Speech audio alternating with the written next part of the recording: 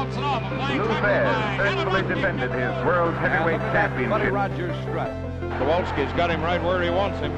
Dory Funk Jr. wanting that world heavyweight championship. 10 pounds of pure gold. Simon Felder's Dusty Rhodes has just become the world heavyweight wrestling champion. Presenting the greatest organization in wrestling history. We always deliver on our promises at the National Wrestling Alliance. Yeah, but pretty hard, and look at what are you gonna work now? Oh! Hey everybody, it's Durger time. Thank you for joining me once again for another episode of NWA, The Dynasty. We are back, a little bit of a delay in the last couple episodes. I was on vacation and got back and then just kind of, Thanksgiving, all the other nonsense, got real busy. So sorry for the delay, but we are back. We're back on the grind to get you guys some more TEW 2020 action. And that is what we're here for today. We're going to run another episode here of NWA Worldwide. Our last show did fairly well, 60, which I think is our highest. It is. Now, right now, we're kind of struggling in that regional battle going on. And if we check our regional battle, 59... I don't know how ties work here. I would suspect if we had a 60, I'm going to suspect that we likely would still be in third. Because I'm going to say NXT's larger, Impact's larger, and I'm assuming size is going to have some impact on the regional battles. I'm not 100% sure. I'm going to look into that. So we really need to be shooting for averages of 61. That's going to be really tough. So we might just have to kind of take our licks right now of being third place. The problem is, when you are third in the regionals here, we're getting a little bit of a penalty. It's not great because financially, we're in the red. We want to move up as quick as possible. We want to move our size up as quickly as possible. And any kind of penalties are real rough for us. Right now, we are spending a lot of money to keep our production at tip-top shape. If you look at our... we're pretty up there. Pretty much, we kind of are getting screwed over in some circumstances with Terminus here, who we could have done semi-pro and probably been fine at our level, but they have a higher pro broadcast quality, and that is that's hurting us financially because that's for broadcast. It's pretty expensive, $2,500 per show to set that up. It's not like the most, but every little bit counts. Right now, ranked 15th in the world. So what happened in that last show? Because I gotta remember. Well, we had that big blow-off with Cody and Kingston. Actually, not a blow-off. That feud's just starting, obviously. Eddie Kingston defeated Dustin Rhodes, and Cody had the whole... I think it was the chair attack and hurt Dustin instead. So we got this sort of like trifecta thing. Kingston thinks Cody's a fake. Dustin wants to support his brother. Cody's losing it, and there's sort of this just triangle of problems here. So that's sort of what's going on here. Same regards, also unhinged is Ace Austin, and he has been fighting the Andersons, because he lost in his first round to him. Pillman's been coming in to save and help him. They got kind of a tag team starting to form here. So we got some of interesting little elements going on. Also, Alley Cat showed up, and she has a pet bull. Because, that's just things that happen on my saves. And obviously we had the angle with Carlito fighting with Colt, winning. Aaron comes in to save Colt Cabana, sort of kind of building up some stuff going on there. A lot of cool little things going on. I'm pretty happy with the amount of storylines. We actually have, I believe, 5, I want to say. 6 storylines going on right now. A lot going on. And all of them, 2, 3, 4, or 5. We do have 5. No, we have 6. We do have 6. Vindication and Redemption. So 6, 46, 33, 44, 37, 61, and 44, all considered hot. That's all going to give them a boost in momentum. Our product does require storylines, so I do believe we need to have a whole bunch of different things in there, but I am pretty sure we need to have storylines. Maybe not. That'd be very odd. Well, that's a little weird, but that's fine. We currently have the no style. If you guys have an idea of a better product style right now to fit with what we're doing, let me know. I'm still not super thrilled with any of these options. I keep on feeling like there's like something that I want. I wish that we could tweak these options ourselves or make it, because I kind of have a vision for what we are. But it's like almost like postmodern Southern wrestling, where it's a little bit more sports entertainment, but still got some kind of old throwback appeal. But the problem is that all of these have some really ridiculous requirements that just don't make sense. If we were to do Golden Age Pro Wrestling, you're going to need like 20 minutes per match, and you get penalties, or there's a whole bunch of things that, if you're doing like modern throwback, which you'd think would be kind of the NWA style, not upset by dangerous, controversial, bloody matches. No, and there's expecting fans matches being quite lengthy. Just a lot of negatives. This has been maybe a little vanilla, but we're booking our own thing, we're making our own thing. And I think this is fine, but if anyone has an idea of what would probably work a little bit better, let me know. And leave it in the comments, and we'll look at potentially doing something with it. Mance Warner's a little upset that he's not been on a show for a while. I don't think you've been on a show at all. Trying to think the last time you've been on a show. I don't think we debuted yet. So we have to worry about that. Irritated's fine. We can deal with it, and we'll deal with them if we need to. If I need to throw some money at them, it'll be fine. I'm not taking off the booking penalty. I think that's our punishment for booking poorly, and that's what we're going to deal with. So that's fine. Anyways, we got Worldwide in 6 days. We have a tournament to book, and we have an event to build up to, because we have an event next month. So we got a long ways away for it, but I think 6 pay-per-views a year are going to be perfect for us. It's going to be just the right amount of build. We'll see if we bump it all the way to 12, because that might boost us up in size, but the last time was so expensive, I'm a little skittish right now until we maybe get a better broadcasting deal to get some more money in. That's sort of my thought process with that right now. Anyways, let's get on to the show and catch the next episode of Worldwide.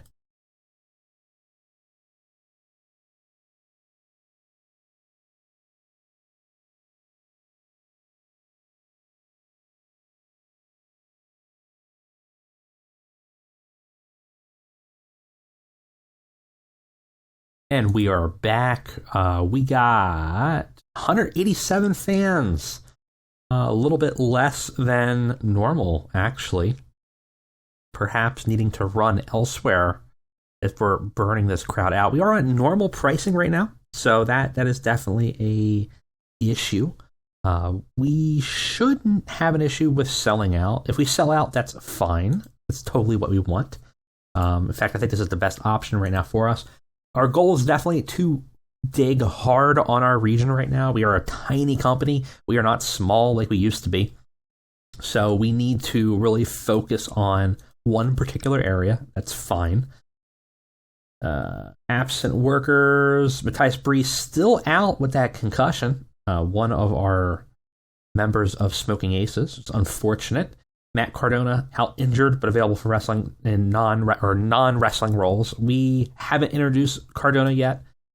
We will eventually, but right now I'm not in any hurry. We kind of just signed him maybe a little bit earlier than I needed to, but that's fine. we will utilize him at some point, when the story arises. Right now, though, his injury is fortuitous because I wouldn't have anything really to book for him yet, so I'm not too concerned. All right. Goal here, we got to get a 61 or higher. Can we do it? I don't know. We do have a lot on this tournament still. We look here, I think everybody's gone already, and almost everybody has 1 point. Actually, that's not entirely true. Colby Carino has 0. Jacob Fatu has 0 points. Homicide has 0 points, and Chris Adonis has 0 points. So definitely going to be some people I'm probably going to give some wins here to keep them in the running, obviously. But, spoilers. I'm sure you can imagine Colby Carino and Chris Adonis are probably not winning this tournament. But I still want them to have some wins, balance some other losses. We'll see. It's the first time I've ever booked a round-robin tournament, so we will see how it goes. But I'm really excited about the format. And it's going to be a long one, so we're only going to get about 2 to 3 matches tops per episode. Probably, honestly, only 2. Maybe 2's too many, but, we're at the very least, we're going to try to get 1 or 2 per show to grind this up. But it's going to take a bit of time to complete this. So it's going to be a pretty fun format. Anyways, we got to get into the show, but first, we can do some meddling. Do some locker room controls. We cannot open form because not enough people are angry. Only one person is. And I'm going to try to pull a rib on our buddy who is, in fact, upset. Where is he? I can't remember who is upset now. Irritated. There he is. Vance Warner. So ribs. It's a practical joke, right? So, we have a 30% chance of improving locker room morale. There's a 10% chance of upsetting the target, 15% chance of improving them. So, you get to a point where it's less likely, it's more likely to upset them with an elaborate plot. But you have like a coin flip to actually improving their morale. But definitely a 75% chance of upsetting them. So it's kind of imbalanced. Practical joke is about split 25-25, 35% chance of improving them. Let's go. Let's do it. Let's do a little practical joke. Let's just pull a funny on Mance. He's in the back. He's in catering.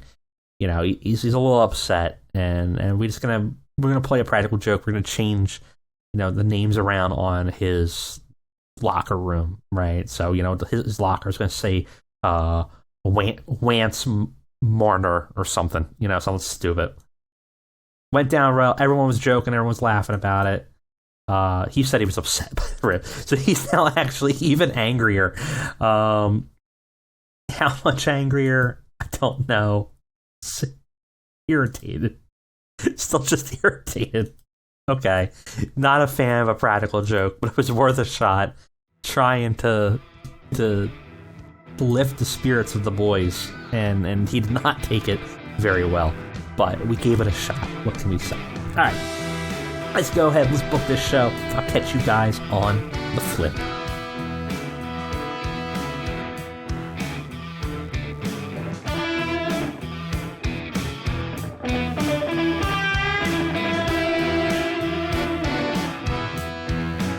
Alright everybody, we are back on another 125-minute show of NWA Worldwide. 2 pre-show matches, test out some things.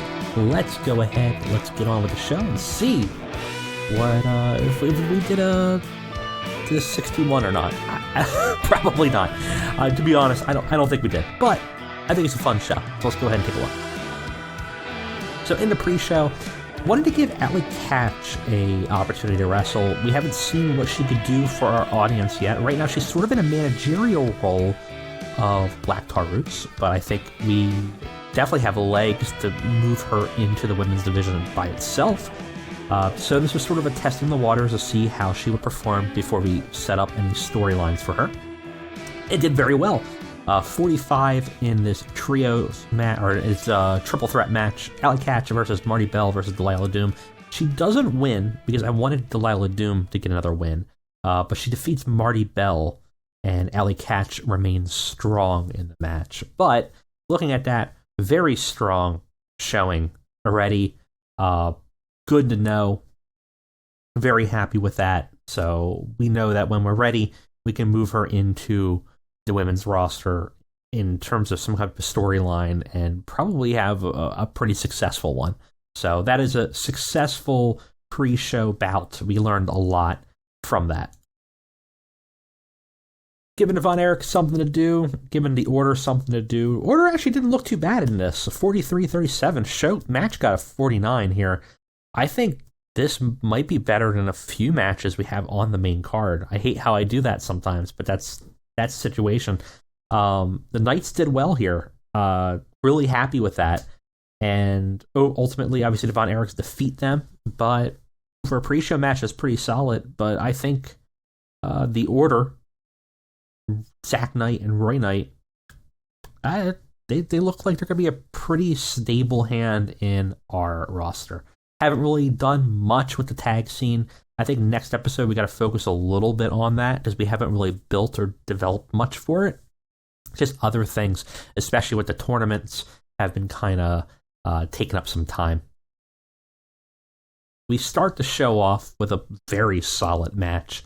Most of it's one-sided in terms of the solidity of it. For our Strongbow Memorial National Television Tournament, we got Jacob Fatu versus Joe Axel Henning. Henning here takes a big L, gets pretty savaged by Jacob Fatu in 12 minutes, loses after getting pinned.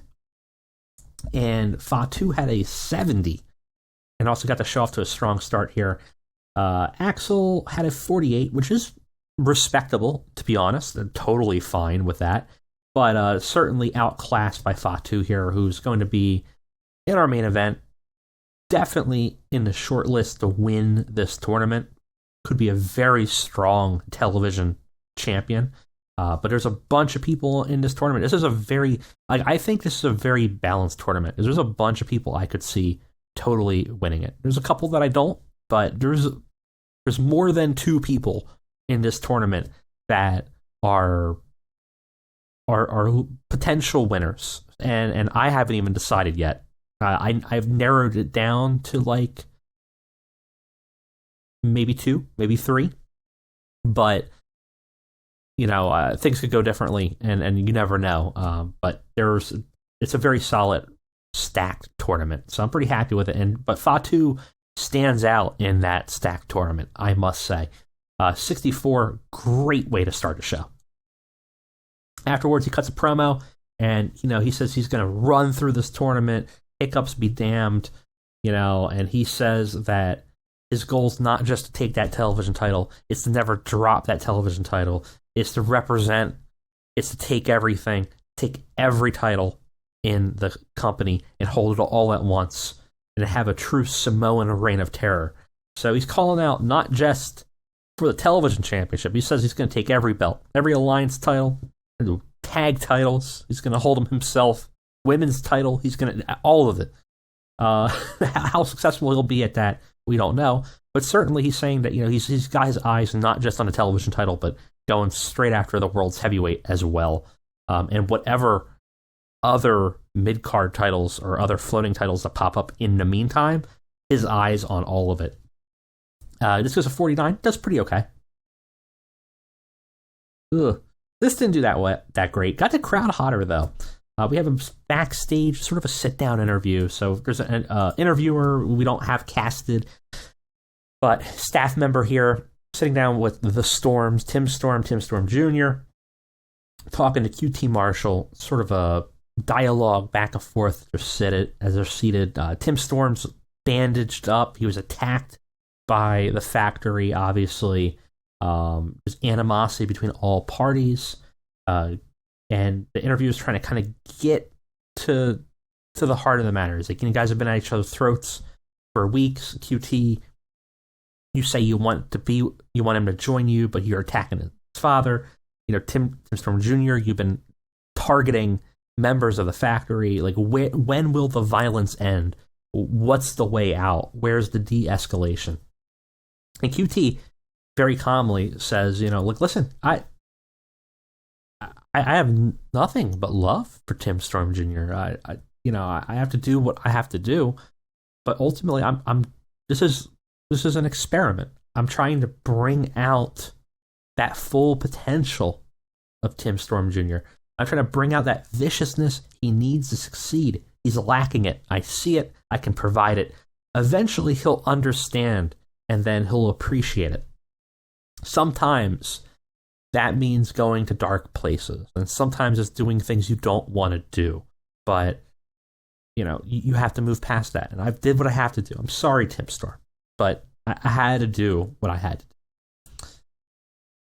He says, listen, Timmy. And he leans closer to Tim Storm Jr. He's like, I see greatness in you. It's just, it's so odd that for a person with so much potential, you came from like this human piece of lunch meat over here. Like, look at where your father is right now. What has he accomplished? Well, he used to be the NWA champion when it was, running in ballparks.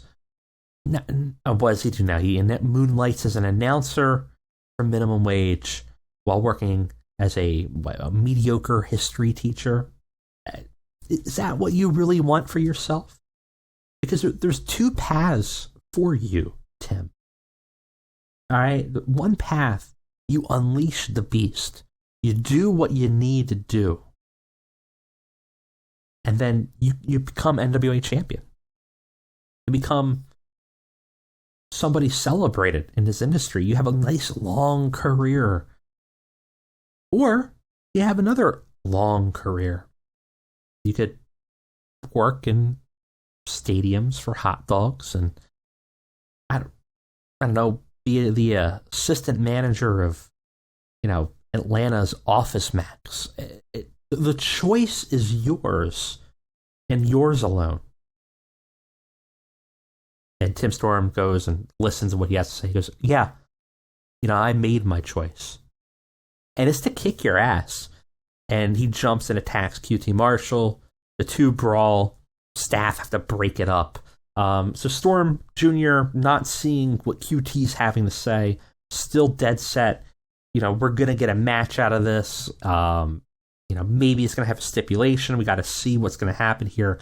But Storm Jr.'s not seeing QT's side here. Doesn't seem likely to join the factory anytime soon. This got the crowd hotter, but unfortunately, the segment's not great.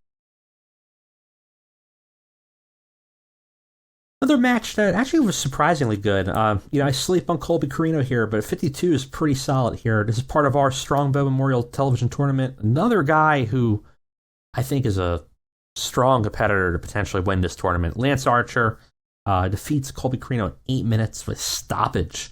Colby Corino could not continue, and Lance Archer just savages him for 8 minutes. Colby had some beginning momentum a little bit and had some good moves, but Lance just, once he kind of found a spot, just started to pummel him and just could not get any kind of offense in, and Colby just crumbles.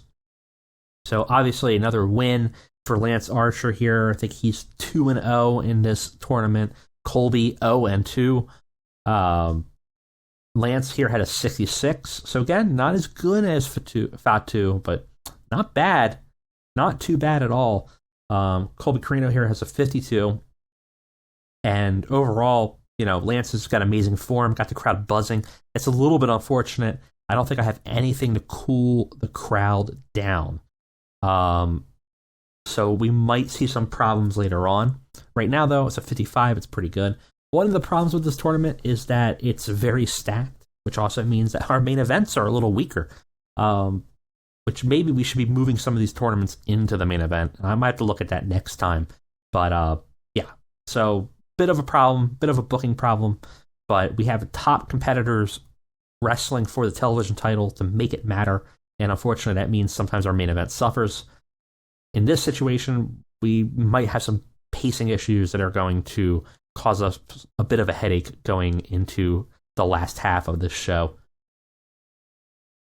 To build up a little bit of a drama in between the tournament here, Carino's knocked out, and Archer starts to attack him more while he's unconscious. Homicide, who's also in the tournament, comes in to try to stop him, saves Colby, and then ends up staring down Lance Archer. It's kind of building up a bit of some tension between Lance and Homicide here.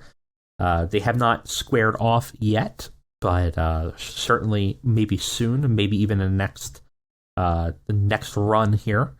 But building up a little bit of tension there of a potential feud. So we'll have to see how that goes. 48's not too bad. Backstage, we got Cody, and he is preparing for his match in the main event tonight. And, he's wrapping himself up, getting ready. Dustin comes in and finds him in the locker room. He's got stitches on his head from when that chair hit him. And Dustin goes, Cody! He's excited. He's been trying to find him. Dustin's been a little shaken up, a little confused about what he needs to do here, what he needs to do with this brother, and it seems like he cooled off a bit. Cody seems standoffish. I think he doesn't know really where his brother stands with him anymore. Hey, listen, Cody kind of tries to talk to Dustin calmly. He's like, sorry, I didn't mean to. And Dustin just stops him. He's like, listen, it's okay.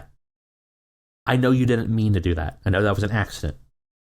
But you have been acting weird lately. And it's like this Eddie Kingston thing. He used to be your friend. He's my friend.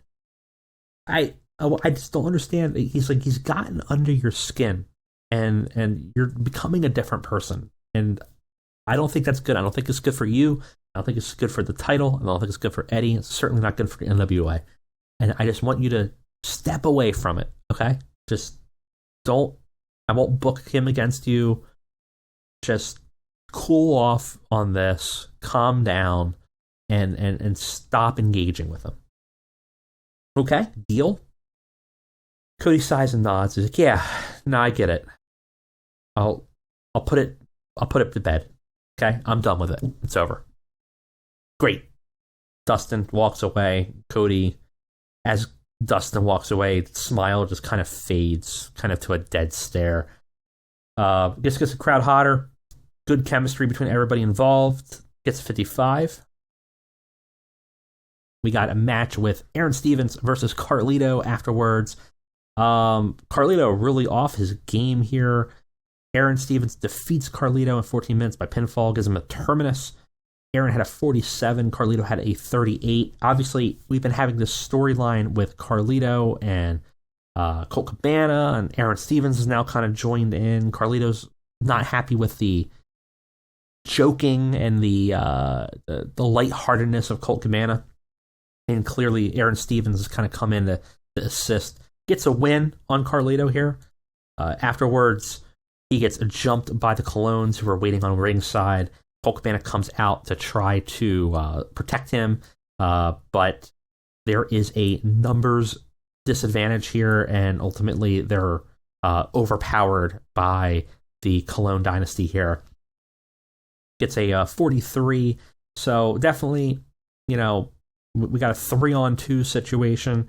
They need to either get them separated or get something where one of them is removed, or find another person to kind of help, because as they're kind of getting into this blood rivalry, obviously they have a disadvantage here.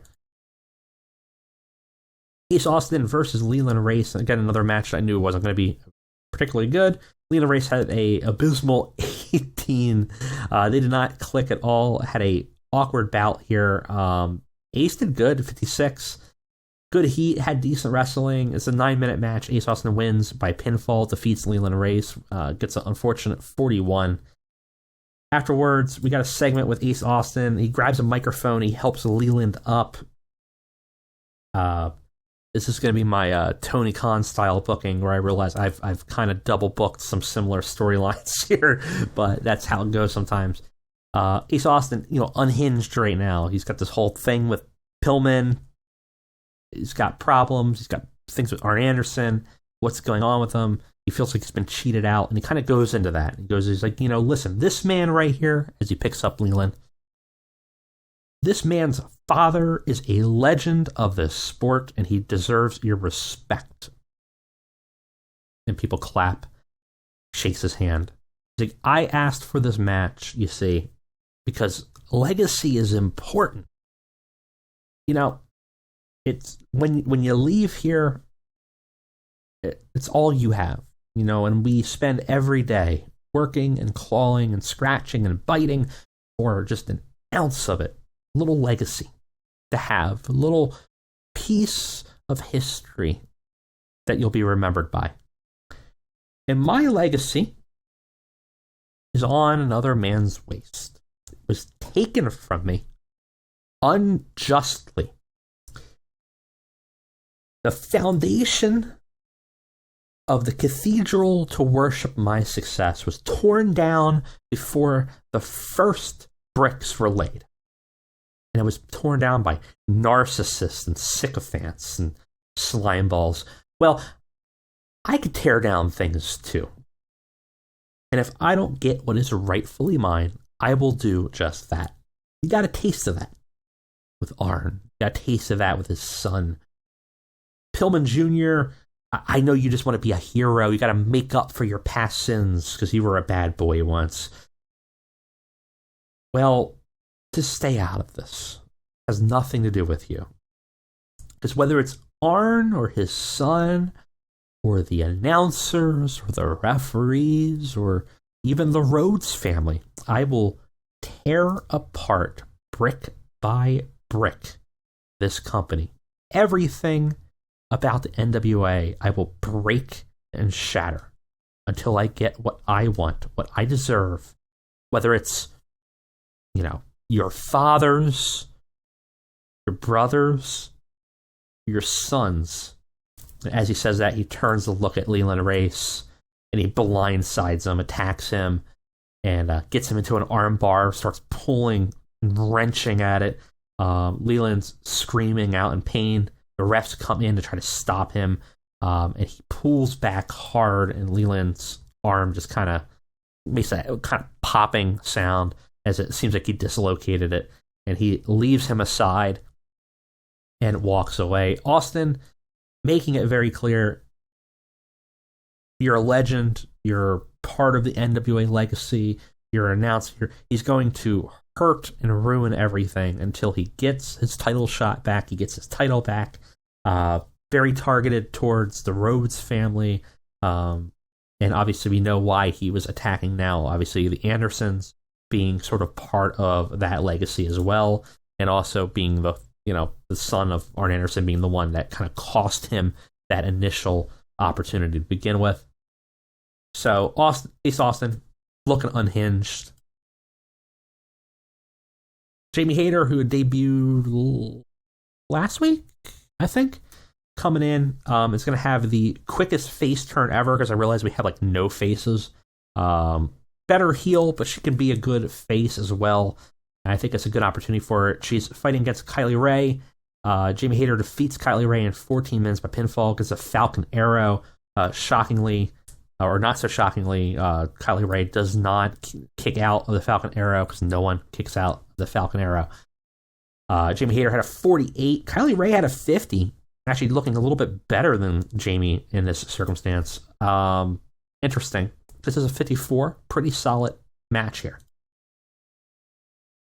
Afterwards, Kylie gets up and is a little upset by her loss, but she offers a handshake out to Jamie Hayter. Jamie Hayter's kind of like him hawing, like, oh, do I do it? Do I not? Am I a bad guy? Am I not? Doing that whole kind of thing. He looks at her, smirks, and it looks like she's kind of about to shake her hand. But before she can react, Coda shows up out of nowhere, and Cody Kai ends up attacking Kylie from behind, starts to beat her up, and Hayter watches and is kind of like trying to determine what to do. She decides to get involved, and she pulls King Cody Kai off of Hayter and stares her down, and Coda kind of backs off a little bit. Obviously, Kylie and has been sort of the target of attacks, her and Delilah Doom, for a bit with Coda, and it clearly now she has a temporary ally with Hayter, and a bit of a square off of equal matches between Coda and Hayter here. Gets us a 41, not too bad. We will go ahead and turn, no problem. And we have, going into our main event, Cody issuing an open challenge. He says the belt's on the line, and he's made careers out of his legendary open challenges, he says. So whoever wants it, come get it. Presumably Ace Austin running as fast as he can to the front of the line, but before he can, new debut of Manson Warner comes out. A local Southern boy hero, popular wrestler, showing up from the indies, very similar to Cody's TNT run of featuring people while in AEW that didn't necessarily have that popular spotlight yet, trying to give them time to shine. And Cody, hamming it up out there, working well without a script, just because of 62. Match itself, shockingly good. Mance comes out with a very solid 56, which is perfect. Cody ultimately defeats him in 14 minutes of pinfall, gives him a crossroads, makes defense number 1 of the world's heavyweight title, and pretty good match. 64 for Cody, 56 for Mance, gets us a segment rating of 56, which is pretty damn solid. It's actually considered an exceptional match, so put that on your bingo cards. If you were expecting Mance Warner to have a main event and get an exceptional match out of it, there you go. Afterwards, in a maybe a slightly similarly booked segment, Cody cuts a promo to end the show, and he goes like, "Wow," he lifts out Mance Warner, shakes his hand. He goes, "Mance Warner, listen, you really can go, my friend." People cheer, people happy. Cody's smiling happy. He goes, you meet all types of people out there, and Mance, you really remind me of someone. There's another gritty guy, he's living his truth, little uncut gem, and hasn't really he's living who he is, and he didn't do things the correct way to get where he was. He didn't kiss ass. He didn't he didn't politic, and you seem similar to him. But the problem with his type, your type, is very quickly they become ungrateful. They don't realize that others help them get them to where they are. It's not just them, right? There's other people that open the doors for them. You understand what I'm saying, Mance, right? Right? I'm sure you're not ungrateful to the door I opened for you today, right? No, of course not. So why don't you show it? So he's starting to kind of sound real unhinged. He's going kind of like Dennis from It's Always Sunny in Philadelphia. He's seeming like really starting to kind of go off his rocker. He drops the belt to the ground in front of Mance. He goes like, "Down. Get down. To the belt. That belt means everything. Belt was my father's. It's mine now. It's everything. It's everything about this company. It's everything about this industry. Get on your hands and knees. Kiss the belt." And Mance isn't sure what to do. He's a little uncomfortable, and he slowly does get down a little bit, looking reluctant. He's kind of confused by this whole situation. Before he can get in even close to the belt, Cody at that point lifts his foot up and brutally curb stomps Mance in the back of the head down into the belt. Immediately, the person who was clearly the target of this diatribe rushes out. Eddie Kingston comes barreling forward, and Cody and Eddie immediately just start slugging at each other, and they brawl all over the stadium or the stage. They're attack each other. They're knocking things over. They're destroying the timekeeper's table. They're just going ham, and people are coming out to try to stop them. They're knocking refs down and stuff like that. And eventually, the entire locker room has to come out to break the two of them up. Things are coming to a head.